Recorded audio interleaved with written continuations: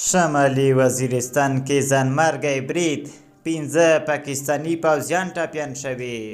سلام ستړي مشئ لیدونکو، وخت مو بخیر. په موږ کړئ تازه خو ډېر زیات مهم خبر ته. پاکستاني رسنیو نن دوشنبه د آینده 28مه راپور ورکړی چې د دغه هیواد د خیبر پښتونخوا ایالت په شمالي وزیرستان کې د ځانمرګي برید پر مهال 15 پاکستانی پوځیان ټپیان شوي دي. رسنیو په سیمه کې د یوه پولیس چارواکي له قوله ویل چې برید د شمالي وزیرستان د میرامشاه او رزمک سیمې پر سړک د پاکستاني ځواکونو د موټرو پر کاروان شوی دی. د رسنیو د راپورونو له مخې ځانمرګی بریدګر په یوه موټرسایکل سپور او د پوځ له موټرو سره نږدې ځان پورې تړلو چاودېدونکو توکو ته چاودنه ورکړې ده.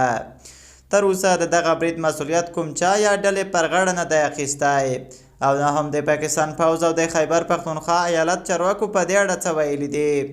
په شمالي وزیرستان کې د پاکستان پر پوځ دغه ځانمرګی برید داسې مهال کیږي چې د روانې ډسمبر میاشتې په 14مه نیټه هم یاده سیمه کې پر پوځ ځانمرګی برید شوی و. په دغه برید کې یو سرتیری او ملکي کس وژل شوي وو او 15 کسه نور ټپیان وو. اسلامي امارت وایي د سالنګ پیښه کې د وژل شوو کسانو شمېر 21 تنو ته لوړ شه.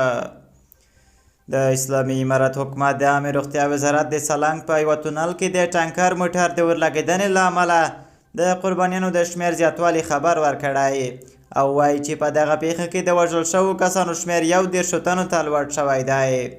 د یاد وزارت ویان شرافت زمان امیر د دوشنبې په ورځ د ډسمبر 19مه خبریالانو ته په لیږلي پیغام کې ویلي چې په دغه پیښه کې د ټپي شوو کسانو شمېر هم 22 تنو ته رسېدلی دی.